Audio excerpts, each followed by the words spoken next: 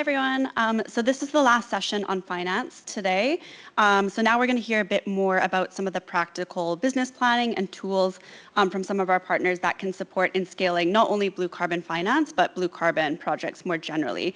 So I'd like to start with inviting Samuel Henry from IOC UNESCO, and he's going to introduce the high-level ambition group on blue carbon's finance toolkit.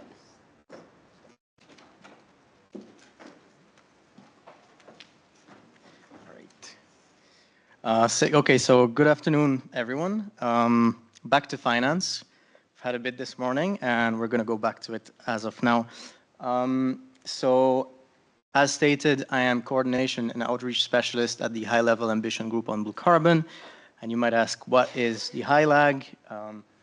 It is hosted by the IOC UNESCO, and it was launched last year at the previous IPBC dialogue in Paris. By Australia, Costa Rica, France, and Monaco. And I've been told I'm on a tight schedule, so I'll go really fast. So first and foremost, a few reminders. So it functions as a platform through which governments can state their ambitions and commitments to blue carbon, and the main lines of actions are the following. Drive and scale countries' international commitments and investment to blue carbon, facilitate alignment and collaboration between high-level commitments globally, build the science, policy, and finance enabling conditions for effective blue carbon projects, and support the development of public-private climate finance. So going directly into today's matter, we'll focus on the third ambition, on supportive, innovative finance mechanisms. So we've thought this year, what can the HILAG bring to the conversation? And we've started thinking about compiling all of the financial mechanisms that are available for blue carbon projects at the moment, which is the reason behind the financial toolbox that I'm presenting today. And it aims to enhance actually understanding of blue carbon finance globally and for all the broader blue carbon community. So some of the key features in the document are that it contextualizes blue carbon ecosystems and finance. It provides a comprehensive guide to understanding and leveraging financial mechanisms for blue carbon, where mechanisms are presented along with their relevance to blue carbon, their typical project scale, and along with examples and guidance material. So speaking of which, there's a compilation of all the existing guidance documents, and lots of them actually produced by people in this room, so thank you all. And last but not least, it contains an analysis of public development banks and development financial institutions' support to blue carbon. So I'll skip this part. This is merely a snapshot of what the overview of financial mechanisms look like. And so essentially what I've tried to do is really list all of the financial mechanisms that exist or are being explored. Some of them do not yet have applicable example on the ground, but are being researched or conceptualized. Obviously, I think Lauren had mentioned that earlier. I'm also going to ask people to provide some feedback, if possible, and additional examples so that this can be enriched with the most accurate and updated information. Well, this is a shortened version for the presentation, but I'll just go through it very quickly with main examples. So I've broken it down in public, private, market-based, and innovative mechanisms, and those can be explored. I'm happy to share the draft if anyone wants to review. So the synthesis of existing guidance is obviously focusing mostly on finance, but it also includes some elements that are important for enabling conditions. So this is just a snapshot of some of the documents that are listed throughout the document and that I've been using, along with the final inventory of blue carbon support from PDBs and DFIs.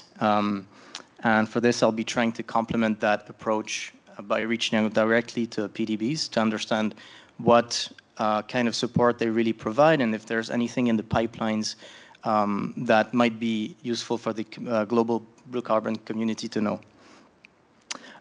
So going straight to the next step, I don't know how good I'm doing in terms of time, but I'm going to ask volunteers if anyone's interested in providing some review. I've already had serious row of feedback from the Australian team, which has really enhanced document. Torsten's also been helping recently, but if anyone else wants to join in and provide some additional feedback, I'd be glad. We're also planning to launch stakeholder consultations to understand better the scale of projects for each financial mechanism, obviously with a margin of error, because nothing really is set in stone. We'll also be trying to complete the list of examples and case studies. And as I said, I'll be reaching out to PDBs and DFIs through the Finance and Common Working Group of PDBs that tries to stimulate nature and climate finance. In terms of opportunities to enhance the toolbox, we've been thinking about developing a decision tree. So the format is still being discussed, but the idea is essentially for stakeholders from the broader blue carbon community to just navigate and provide details on the specific features of their projects and have information on the most appropriate types of financing mechanisms throughout the various stages of the project. Ideally, we'd like to have something of an interactive tool where, like on a website, you click on the various options that applies to you, and you end up with scorecard saying, well, this mechanism is 80% aligned with what you do, 70%, etc. Bit ambitious, but all right. But that is feasible with all the insights that we've had today. I think there's definitely room for improvement for this. And last but not least, further research on Article 6 and the blue carbon credit market is really required. I think we've had very insightful conversations this morning and also a few launches of reports that are not included as yet in the document. So I'm really happy to meet with other colleagues who've presented this morning and who are presenting afterwards so that we can have a rich conversation on how to really leverage blue carbon finance. And that is all for me. Thank you very much.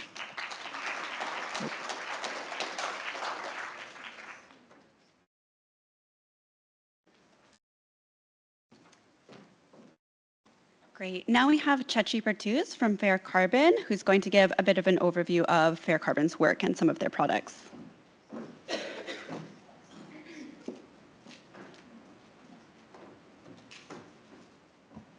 Thank you.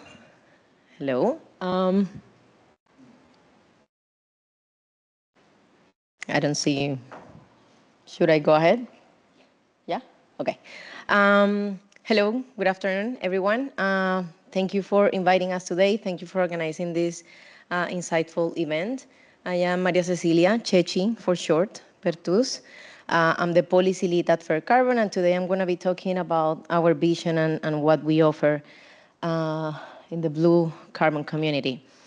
At Fair Carbon, we want to harness the potential of blue carbon by hands with communities and participating in an equitable and fair way. And by the way, that's why we're called Fair Carbon. And we play a role in the high integrity carbon and nature market to lower the barriers and eliminate the barriers to participation in this market.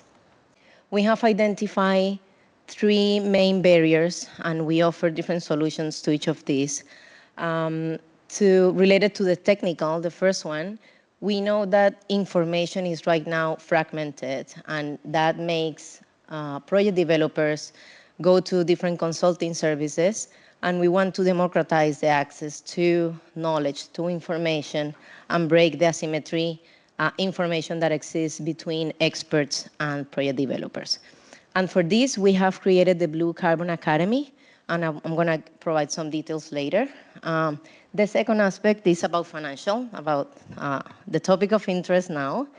And we have recognized that project developers are facing a lack of early stage financing. And for this, we are going to launch soon the Fair Carbon Accelerator Fund. And in this process, we're going to provide capacity building with experts, but also provide early stage financing. And the third barrier is related to policy, and we all know that the regulatory and policy environment is complex, change a lot, and change inside countries and within regions.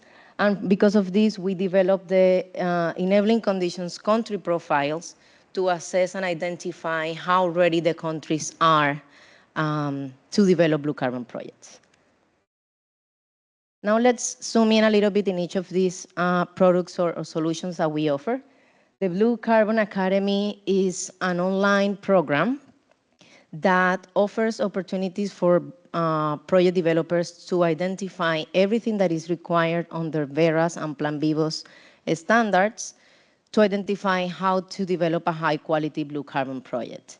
And the Blue Carbon Academy, or the BCA, takes the project developer from the basics of Blue Carbon 101, and then from feasibility to accreditation, monitoring, and evaluation.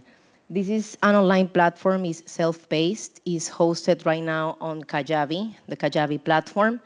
Module 1 is free. If you haven't have access to it, please, I invite you to join and take a look at it. And the rest of the modules are paid, and we offer 2 different access. One is the Plus one, where we offer services of experts reviewing the feasibility report or the PDD, depending on the stage where they are at. The second one is Pro, that includes, of course, these services, the Blue Carbon Academy module content, but also we provide connections to trusted providers of GIS mapping, ecological assessment, carbon sequestration, etc.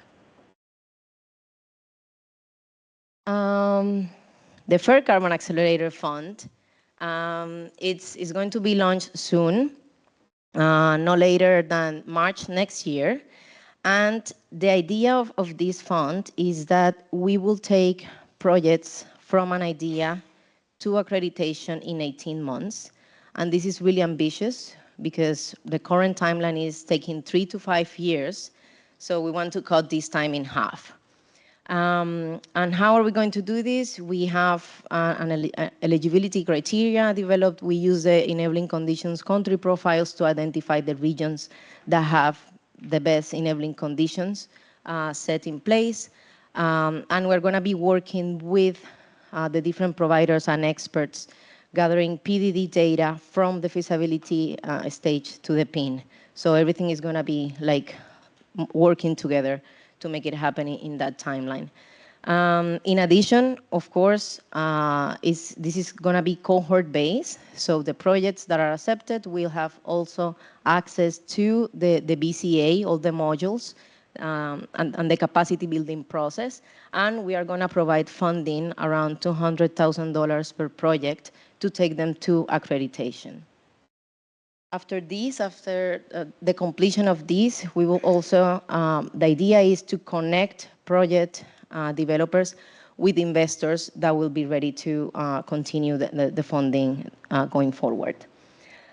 Because of time, I'm going to jump this, but the third barrier and solution that we are offering is related to policy. And in here, we have developed the enabling conditions country profiles, where we analyze and assess different aspects of, for example, precedents of nature-based carbon credit projects on the voluntary carbon markets in the country to understand the experience that this country have with projects. We also analyze the different carbon markets requirements. For example, if a country has specific requirements for projects to participate in the VCM, we analyze this along with carbon rights regulations, land tenure, and Article 6 and how they align with VCM.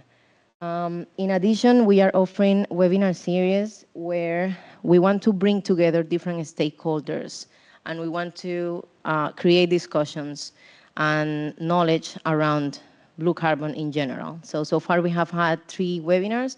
The first one was about core legal requirements of blue carbon projects. The second one was how to assess high quality. The third one, how to finance blue carbon. And the next one is going to be in 2 weeks. So I invite everyone to follow us on LinkedIn and register if interested. And it's going to be about, is blue carbon more intimidating than green? So yeah, I invite everyone to join if you can. And just to close up, We don't want to reinvent the wheel. We want to collaborate with partners. We want to work together with the different communities. We want to pool resources and create synergies to build confidence and credibility in the high integrity carbon market. Thank you. And here's my contact information if needed. Thanks.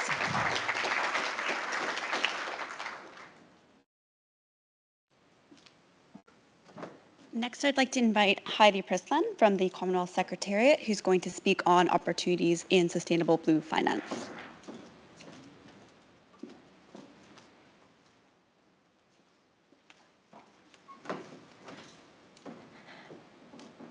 I'm standing before you all getting out for a drink, so I'm going to be as quickly as I can possibly be. But I'm just going to take you back to, we've been talking about blue carbon financing, but we need to take one step back on the basics of blue financing. So I'm just going to quickly run through just to give you a quick overview of the Commonwealth. Just in case you don't know what the Commonwealth is. We have 56 members, 49 of those actually have a coast. We have 46% of the world's mangroves within the Commonwealth. So when you're looking at blue carbon ecosystems, we have a few across all of our countries. Our population is 2.5 billion, and of that, 60% of them are under the age of 29. So we have a lot of new creations of scientists and new ideas coming through to help us move these discussions along. We also have 25 of the 38 SIDS within the Commonwealth. So there's a lot of, small island or large ocean states that we work with and have got potential around these blue carbon conversations. Really quickly in relation to the Blue Charter, which is where I sit, it was established in 2018. We've been working really closely with all our Commonwealth countries. We are country-led. So the governments tell us what they would like to do and how they'd like to interact. And they are very keen to not only work at a government national level, but also at a community level. So just to let you know that they're not only thinking about their national policies, they're thinking about how their national policies fit within what you're doing on the ground with the community as well. So in terms of blue carbon, we have 10 action groups. 2 of those action groups align directly with the blue carbon conversation that we're having today. One is the Ocean and Climate Change Action Group led by Fiji. The second is the Mangrove Ecosystems and Livelihoods Action Group, which is led by Sri Lanka and Trinidad. That's not to say that the rest don't all fit in there either, but they all on the boundaries. But these are the 2 main action groups that we work with. And I'm going to skip that, but that's basically where all our champions are at the moment. And also to give a shout out to Australia, who are our co-champions of our Coral Reef Action Group. Pathways to Blue Finance, which is what we're here to talk about today. So the Commonwealth, since 2018, has been working tirelessly looking at options. Each of the 10 action groups have a plan of action, so they know what they want to be achieving, they know who they want to be working with, and they know areas in relation to each of the key themes. In terms of blue carbon, we know that both Fiji, Trinidad and Sri Lanka all want to be working together to build a workforce and policies that are firm for Commonwealth countries. We've been doing capacity training and knowledge exchanges. We hired a consultant 6 months ago to work with countries on furthering their project developments. So that's ones that were failed through the World Bank or GEF or GCF or wherever they came from, to have them resubmitted to be successful. And new ideas. So I'll get to that in a minute, but pipeline projects, what are they? What do they look like? And a development of an online platform and toolkits, and recently a Blue Finance Working Group. So we have what is called a funders database. This is open to every single person. It's free. All you have to do is sign up and log in. It was launched in 2021. It's there to help you as a community, as governments, as NGOs, as partners, to find the right fund for your project. It has 115 profiled funders, and if you aren't in that funders database and you want to be, let me know and we'll add you to it. And as of this year, we've now realised that there is 126 billion US dollars that is available for oceans. And given that we're being told that SDG 14 is the least funded of all SDGs, of less than 2% of the climate finance, there is some money there. We've just got to know how to apply for it. This is how. In the database, we have 41 of them that relate to blue carbon. Some of them are a bit obscure, some of them are philanthropy, some of them are ones that we all know, but they all relate to blue carbon somehow. They are there to be applied for. The information's in the database, just access it. There's those that will fund Indigenous projects, there are those who will fund community projects, and there are those that will fund government. Not many for government, but they will fund the NGOs to help the governments. We also launched the Guide to Ocean Finance, Climate Finance. This toolkit's been well received and it has practical guides in there to help you apply for any climate finance that's out there. We also launched the Bluing the NDC report. Now this has been updated since the first one. The first one was done in 2022. We did an update in 2023. We haven't done an update this year. Our aim is to do one next year to see what it looks like. But we did it on the 49 Commonwealth countries. It actually then, in the latest version, shows the pathway to finance. It actually says that unless you put these ocean-based ecosystems in your NDCs, it's going to be harder to get finance. We know that. We've spoken to the funders. That's where they go. They look at your NDCs. So we need to work with you and with everybody to figure out how do we put them in there better. We had launched also the Blue Charter Incubator Fund. There's a lot of incubators out there. How's this one any different? We fund governments directly. The government put the application in. The government found their partner. And the government worked with, there's some that are community-based, there are some that are working with an NGO directly, there's some just help the government write their project application. 3 of the 7 projects that were funded are blue carbon related. And we're hoping to be able to take those and upscale them once they're finished towards the end of next year. And then recently we have the Sustainable Blue Finance Guide.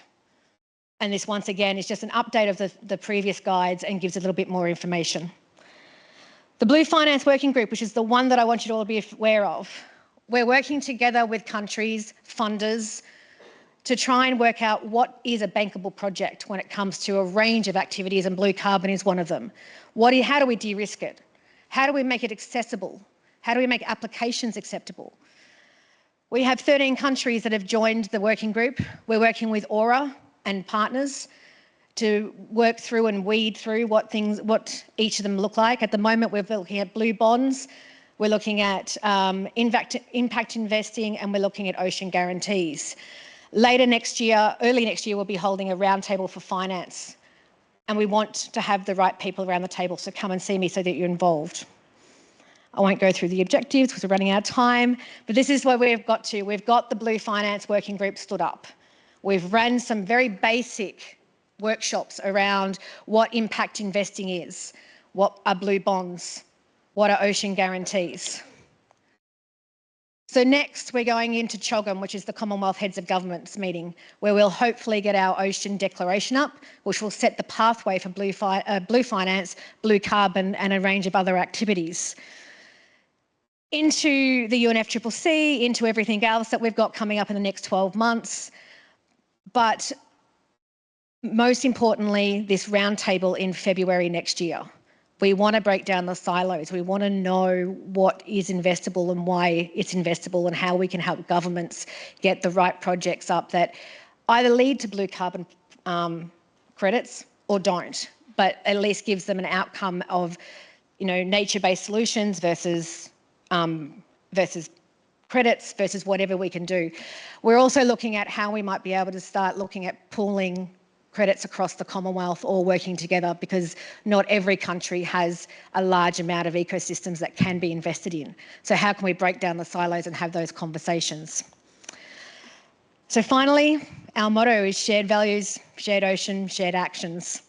And, you know, while we talk about all the big funds out there and blue carbon pathways for funding, we need to go back one step and look at how can we pilot these projects and nurture those through to those next investable stages. Thank you.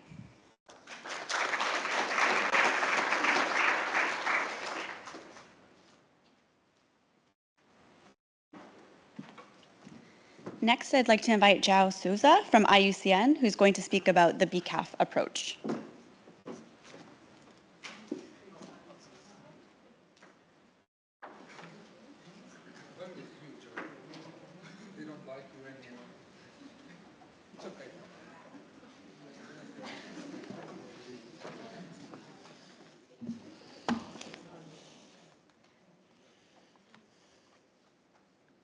Hello again. I'm here to present BCAF, mostly from BCAF, lessons learned and reflections after these last stages in these last years, what we learned, and so far where we're trying to head, because it's all about lessons learned. So BCAF, through rounds of readiness and implementation, support projects to become bigger, better, more sustainable. We do this through several calls.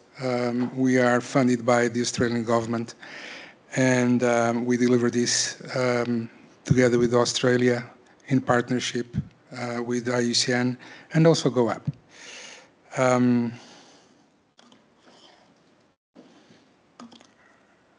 So how do we do this? Basically, and I will skim this quickly because it's like 10 minutes, I think, only, correct? And I'd like to lose more time at the end. As mentioned, readiness support, implementation support, but also project assistance, depending on the case, because not all projects are born the same.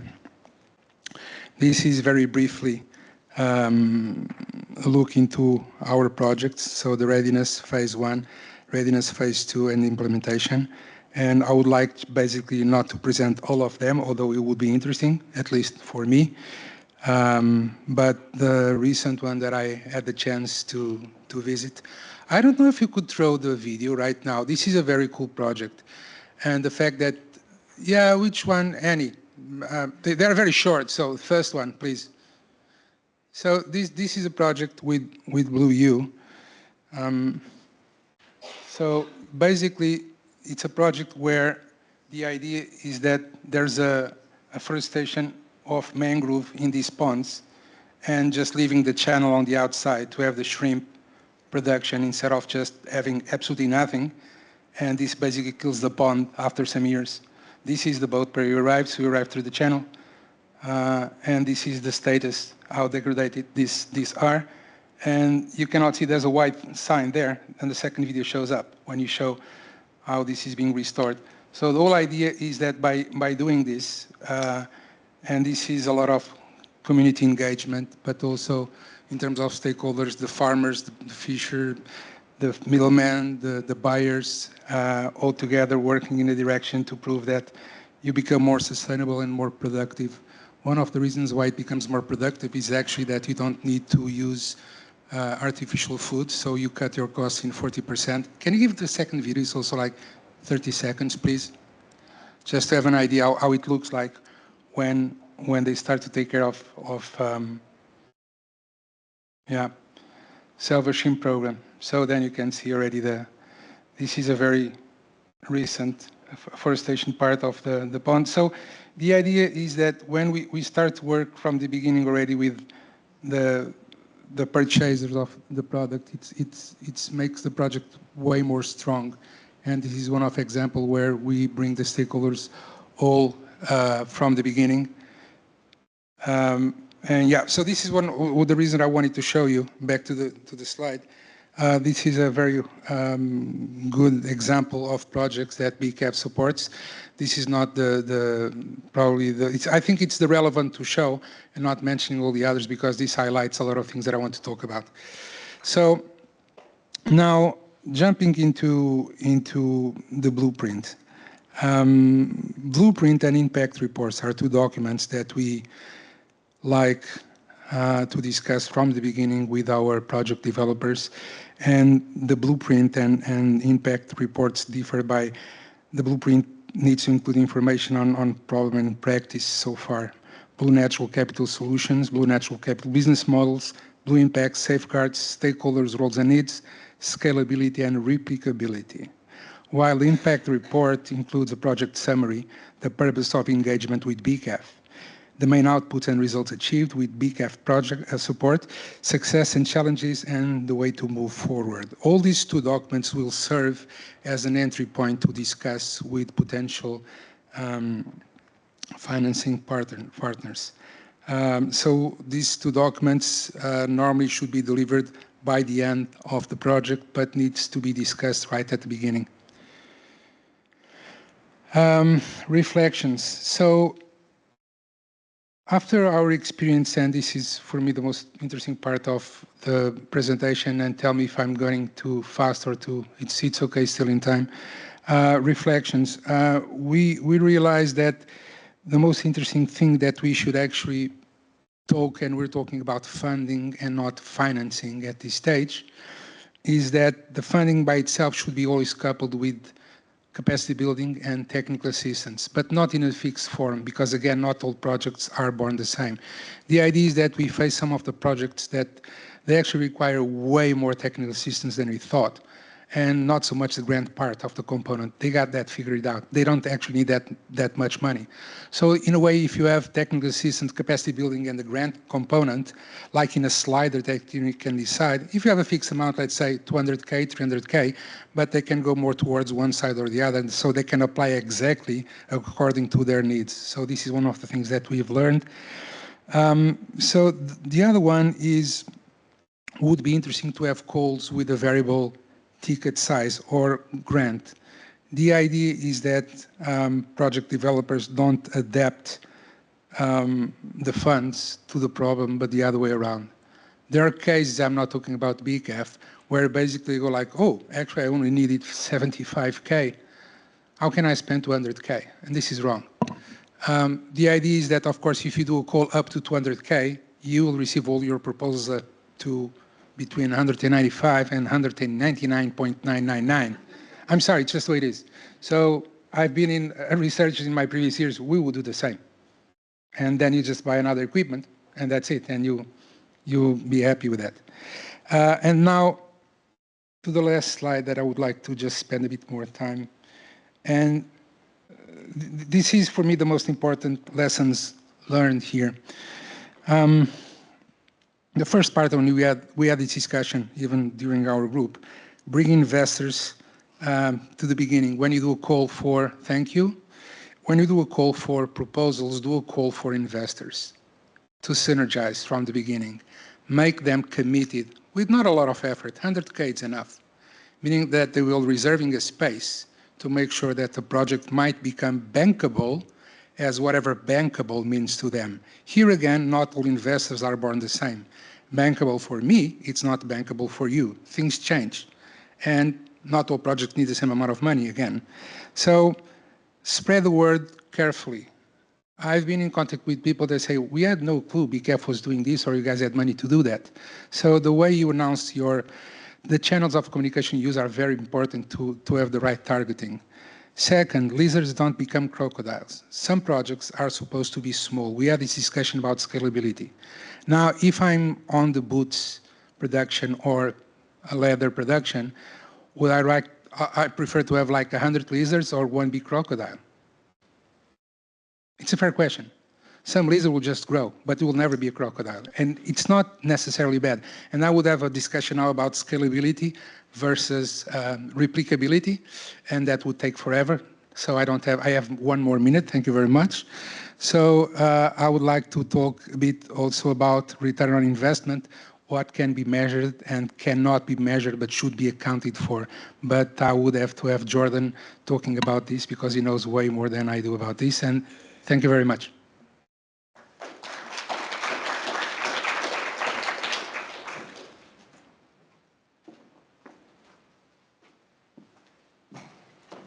Right. And lastly, we have Jordan Yucatan from the Global Ocean Accounts Partnership within the University of New South Wales to speak about measuring and accounting for diverse blue carbon benefits.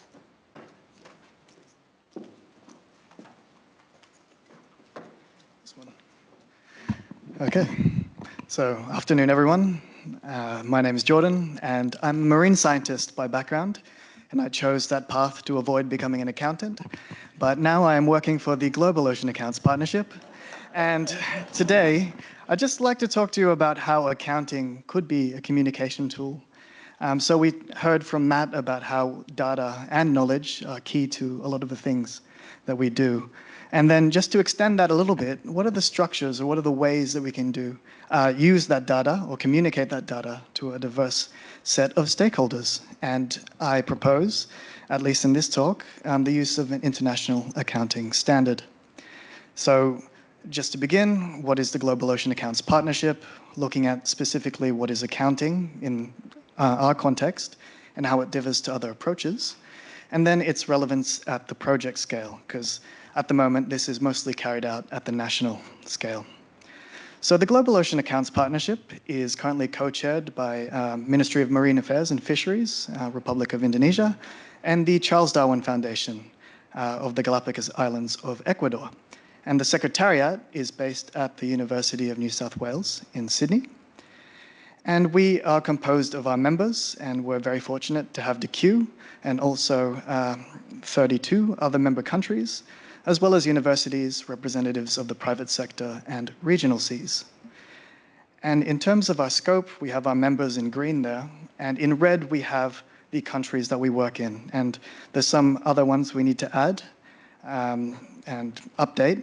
But this spans from technical assistance, so the delivery of a JEF project in the Maldives, for example, so measuring and mapping seagrass and mangroves, all the way to assisting with national ocean policies and how data could fit or inform the targets within those policies.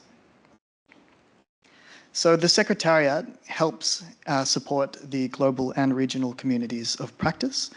And just drawing your attention to a specific decision from the CBD, which urges countries to use ocean accounting and economic valuation for the sustainable use of marine and coastal biodiversity. But why are countries looking at accounting? So just in terms of the thinking behind or the rationale behind this quite complex approach, which requires a bit of investment, is that we have international commitments. So SDGs, CBD, we've talked about NDCs over the last few days, and that will feed into national legislation and policies, all of which will have goals and targets. And then you might have different frameworks to achieve these, such as ocean plans, marine spatial plans, protected areas, and some countries have a blue economy strategy as well.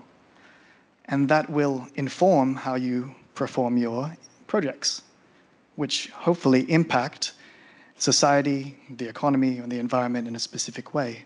So how do we measure all of these different impacts in a coherent manner to feed into indicators, for example, that go into these goals and targets? So before we get into accounting, it means a lot of different things to a lot of different people. There's so many different approaches. You might be aware of Natural Capital Coalition. You might have seen from the scientific perspective, Ecosystem Service Partnership and their database, the folks at Stanford with Natural Capital Project and Invest Tools. Some countries have attempted green accounting and adjusting GDP.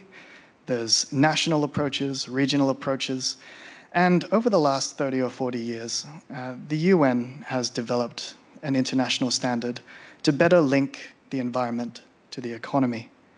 And so I'll explain this standard in a moment, but I really want to focus on how it differs to a lot of approaches. And the first key thing is that physical values underpin economic values, especially for ecosystem services. So what I mean by that is that some reports we may have read is you have a mangrove and you can jump directly to the value of that mangrove in terms of the unit price of a tree or a hectare, for example. You may have seen these reports. So at least from this particular framework that I'll introduce to you, you have to go through a series of logical steps we call a logic chain, where you have an asset, such as a mangrove, then you look at its goods and services, what are the physical values of those goods and services, and then, if relevant, you can choose to value those services. And one of the key things here is where are the mangroves, or where are your assets?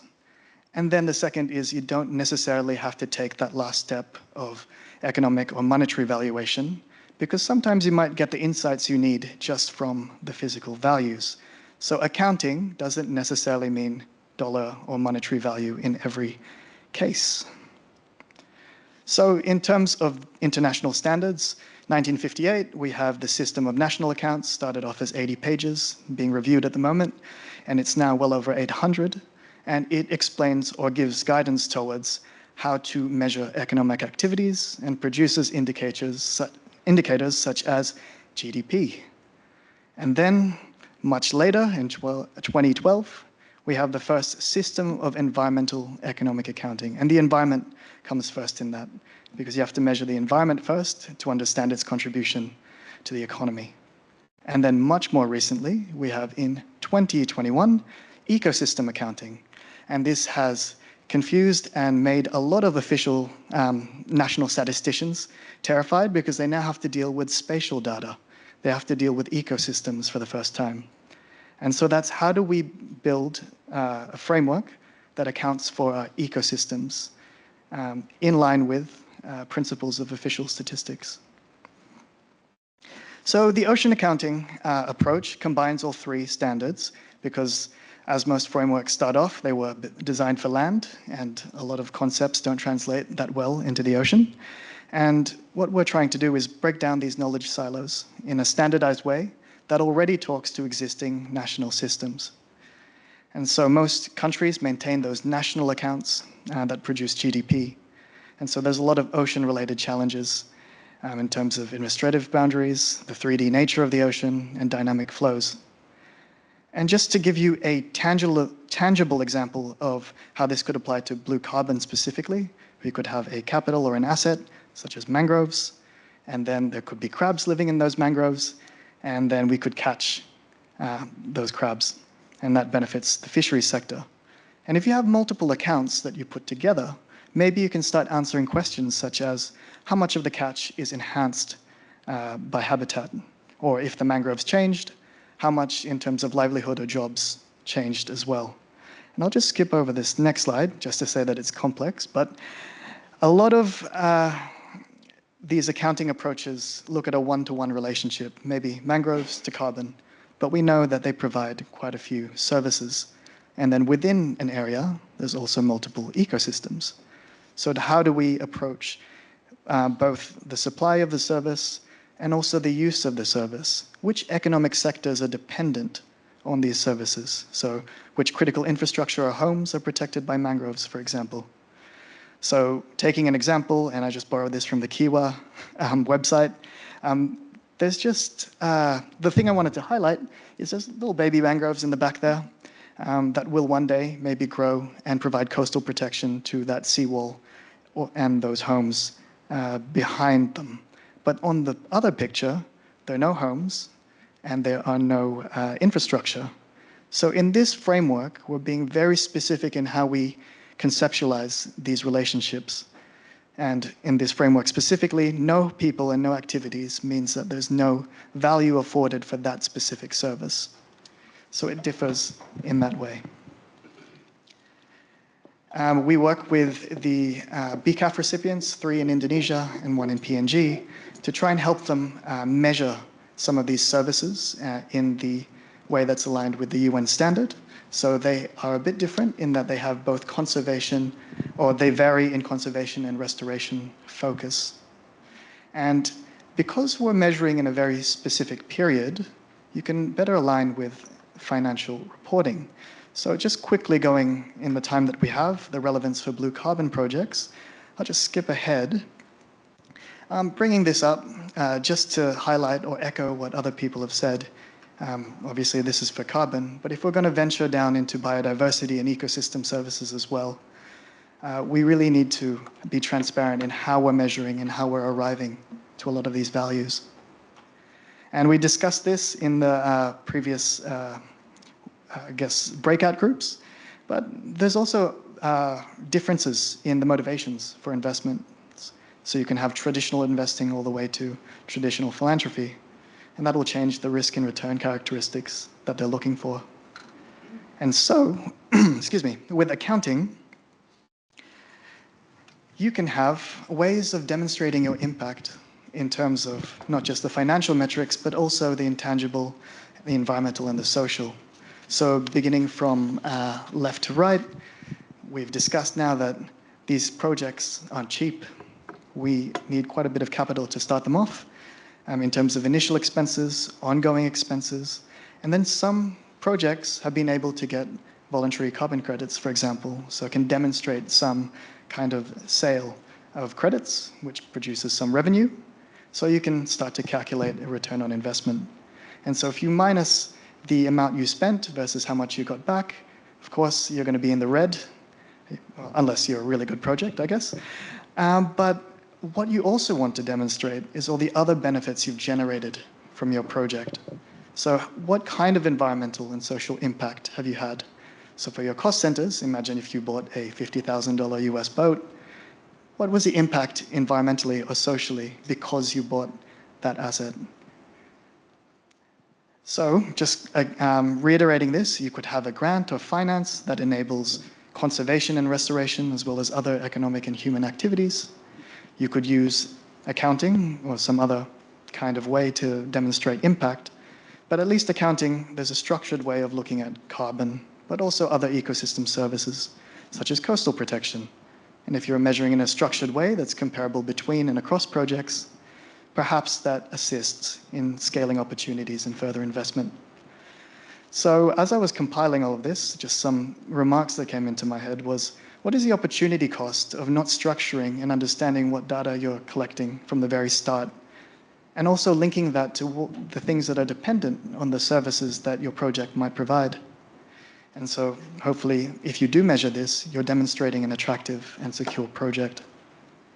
So Ocean Accounts could provide a system of trust and transparency. And just a challenge for everyone is, how do you currently measure the flow of financial and non-financial benefits from your projects, and then demonstrating your return on investment? So with that, thanks.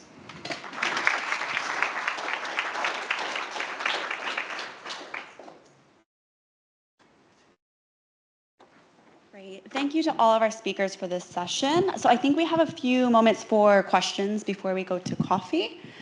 So just raise your hand, and I think there's a mic finding its way around the room.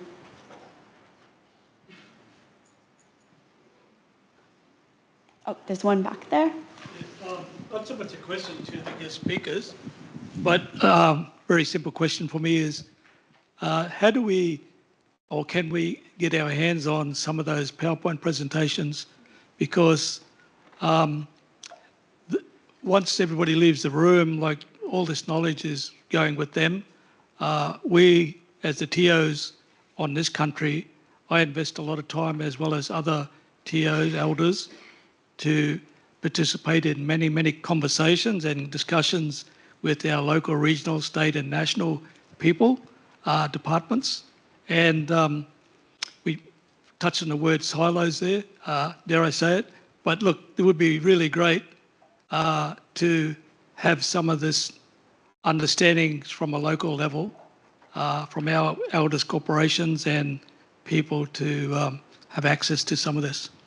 I can take that one, Neville. So as part of the IPBC coordinator team, we'll create an outcomes report as well. And for those presenters that are comfortable sharing the slides for all participants at the meeting, you'll get access to those things. So no problem. Just because I want to delay people to get to their coffee.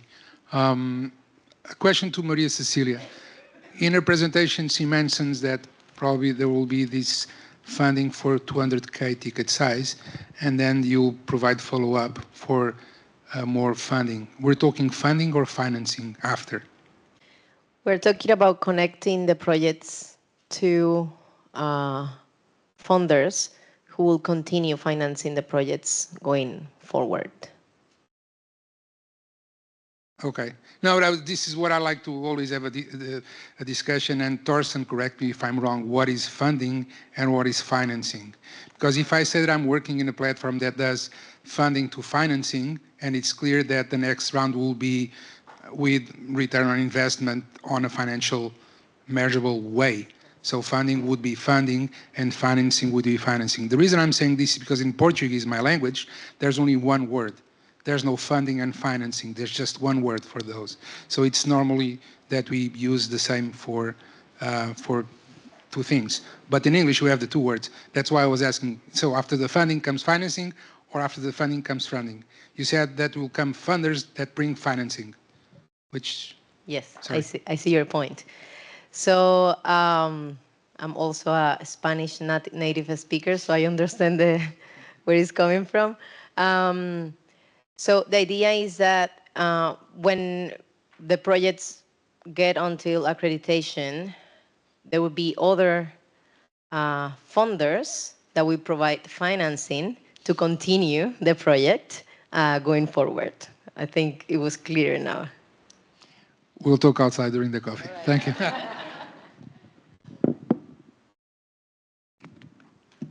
Okay, last call for any final questions? No? Okay, so then we'll break for coffee. Thank you.